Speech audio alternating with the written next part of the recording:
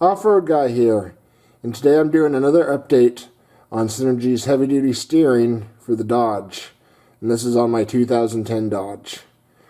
But first, if you could, like me and follow me on Facebook and YouTube. Alright, I've had this on my truck for 1 year and 7 months at this point. I've put 8,000 miles on it. I know that's not too terribly much. The problems I've had are mostly minor. It's little things like I've showed you in install. See how there's washers. There's a washer there. And then I also recently found that this was loose and I had to take and put a washer on it and tighten it back down.